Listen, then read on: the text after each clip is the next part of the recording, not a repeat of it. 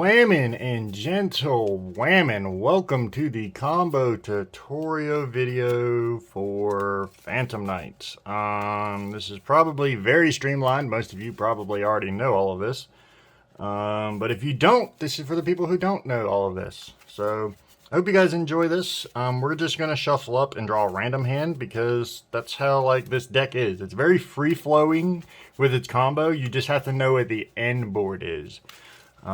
So your end board should look like a Rusty, a App, and either Dragoon or Dark Requiem Dragon, or both if you open absolutely insane. So we will see what our hand looks like, and I'll give you kind of an idea of what the lines and what my thought process is.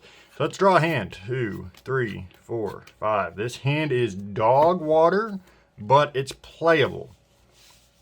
So we have cross out for if any hand trap comes down, and we have a normal summon plus an extender. So that normally gets you to full combo. So first things first, we just normal summon the Ragged Gloves, activate our extender, pay a band, and we summon out the Dragonness. You're going to link these two off into your Cherubini. Cherubini's effect, you want to send your Graph. Sending Graph. Graph's effect is going to summon Seer.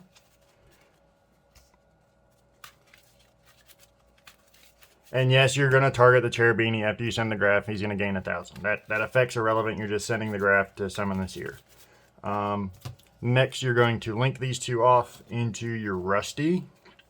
I like to summon my Rusty over here in this zone, or this EMZ if I can. That gives me these two zones. That way, if something were to happen and I can bring Rusty back to here, he's pointing this way, or bring him over here. You always want to, if you have to bring Rusty back, you want to bring him in the far left zone if it's open. That way he's always pointing to something. Put him somewhere where he's pointing to something. Don't lock him in over here. Put him here to where his zone is actually useful. But I like to put him over here, personally. Just personal preference, doesn't matter. It kind of matters, and I'll explain why later. We make Rusty in this zone over here because I was talking. Rusty, and then Seer's going to summon the Cherubini. I like to summon it under the Rusty because it keeps these zones cleared and gives me stuff to play with over here. It doesn't really matter. But yeah, so then you go Rusty effect. You send the Torn Scales to the grave, and then set the Shade. Okay, so once you dump your Torn Scales, you want to go ahead and just shotgun your Shade, because the next thing we're going to do is send the Ragged Gloves to send Wings. That way you don't lock yourself out of your Torn Scale or your Shade Brigandine. And when you send the Ragged Gloves, it's going to summon out your Torn Scales. Now you can trigger your Torn Scales effect pitching the Fog Blade that's in your hand, because it's going to be another extender, so we might be able to get to the both Dragoon and Dude Man line. And Torn Scales is going to dump the Ancient Cloak. So we dump the Ancient Cloak. Now you can go and activate either Wings or Fog Blade. So we'll do Fog Blade first, and we'll bring back the Ancient Cloak, activate the Ancient Cloak. We're going to pump our Rusty by 800. These two turn into a Leviair. Leviair is then going to detach the Ancient Cloak to bring back the Ragged Gloves. And then we're going to link these three off. And we're going to make the app. From this point on, we are no longer worried about Nib. We were never worried about Nib because we had Crossout Designator. But if you didn't have the Crossout, now you no longer worry about Nib or any other hand traps interrupting you. So we got our Ragged Gloves. So next we will want to activate the Ancient Cloak to search for the Silent Boots. We will spec the boots and overlay these two. Here's where I have to make the big boy decisions. It seems that we're not going to be able to get to the... yeah, it looks like we're not going to be able to make it to both Dragoon and whatchamacallit, which is fine. It's not a big deal. So we're going to overlay these two. into break sword. Rusty's effect is going to trigger popping the break sword, summoning these two back. Not this one, actually. You don't want to summon the boots. You got to banish the boots. You're going to summon back your Torn Scales. Okay, so now you make the decision of whether you want to make a Dragoon or do you want to make a Dark Requiem Dragon. Whatever you feel like is the optimal play. Personally, with this hand, I know I'm going to be searching a Fog Blade, and I know that I already have a Wings engraved to bring back Breaksword for at any time I want pop. So I think here the Requiem Dragon might be the line, because you can search the thing, the rank up spell with this. You've already got 3 monster negates. It's going to give you 3 more, or do you want the Omni negate? It's kind of player preference right here, but I think the right play is just go ahead and make a goon. We go Vert, Verte effect. You send the ref and the boys.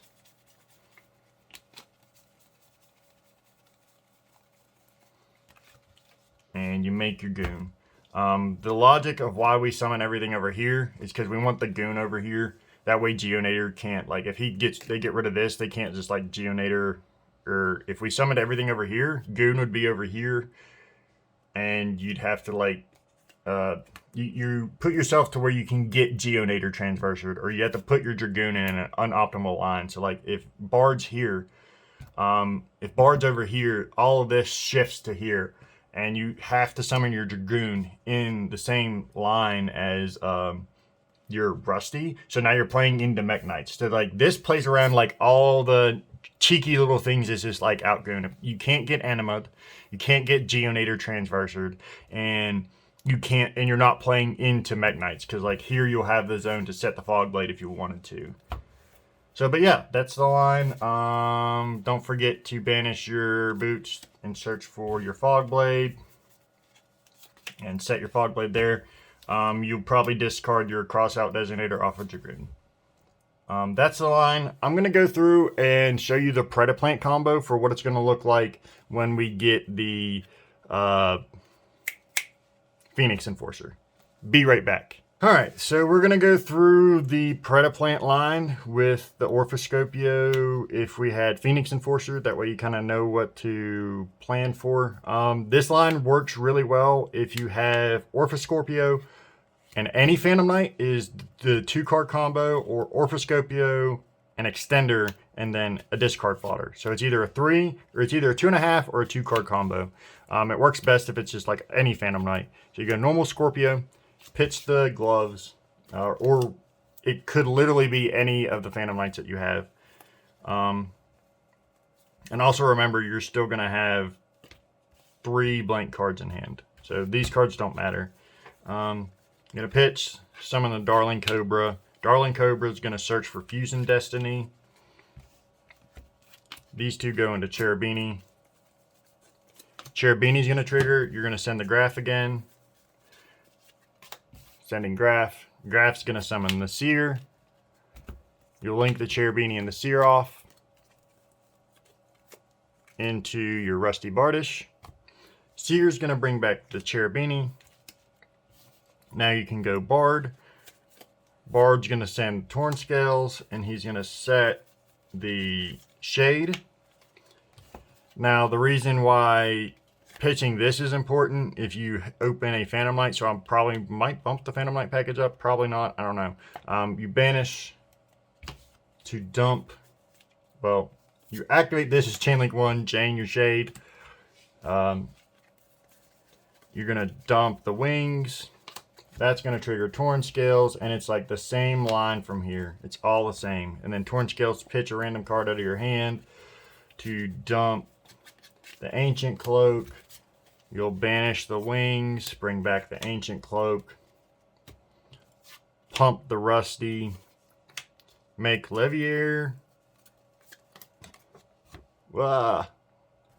Use the Levier to bring back the Ragged Gloves. These 3 go into the app.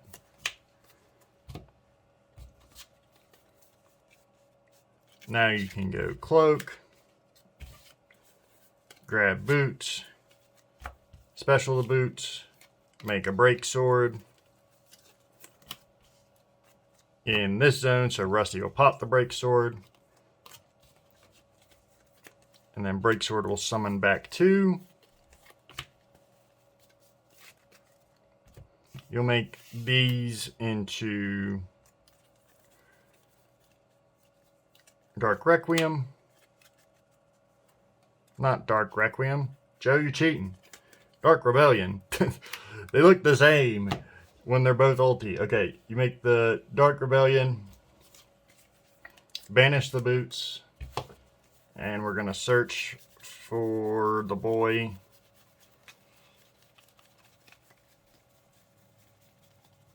Search for the rank up magic force. And now we are finished with all of our comboing. We're going to activate the rank up magic force. And sending our Destiny Hero Celestia and Destiny Hero Dasher off of the Fusion Destiny to make the boy. Now we have Phoenix Enforcer. So this board's stronger just because of the fact we still have 2 blanks in hand that they don't know about. They could be anything. You have Phoenix Enforcer, you have the Dark Rebellion Exceeds Dragon. We're playing around Mech Knights right now. At any point on their turn, we have 3 monster negates here. We have a quick play to turn this into, by banishing Graph, you can turn this into the Arc Rebellion or the Dark Requiem to get 3 more monster negates. I'd like to summon it over there once I know they're not playing Mech Knights and leave it out of this zone. Unless like they're not playing Drytron, then you can summon it here. So then that gives you 6 monster negates, a quick effect pop, and then 2 ways, or no, just, yeah. And then you can go this, negate a monster to get another quick effect pop by summoning this back. And then popping a card with Bardish. So, like, the board's pretty good. It's really good. It guarantees you another form of interruption, whereas, like, before, as you saw in the initial combo, you just ended on the Dragoon without the Requiem, but now you're going to end on Phoenix Enforcer. You still have 6 monster negates and 2 quick effect pops. You can even, like, just summon this here and get your pop then before you use the negates, which is honestly what I do most of the time. And this says, like, this plays around freaking Dark Ruler. Like, it plays around Dark Ruler and Droplet. So, I don't know. Like, it just, this line just makes the deck so much better, being able to search the Fusion Destiny or just, like, hard draw. Like, you'll play 3 of these because you don't care to draw it. Like, you want to draw it. You want to see it. That's why we're playing the Predaplant. So, like, you want to see this card. You want to search it. You want to be able to, like, summon your dude. I'm probably going to still play the Instant Fusion in case I do, like, open one of these. And then when I go Predaplant combo, I can still search the Instant Fusion and have an extra extender if I need it. I don't see why you wouldn't. But, like, this card just, like, completely takes the deck to another level of consistency and, like, just makes the board a lot, and I mean a lot stronger, in my personal opinion. But that's all I have for you guys today. I hope you enjoyed the combo tutorial. If you did, leave a like down below. If you see me do something dumb, please tell me in the comment section below. I hope you guys have an awesome day. Peace.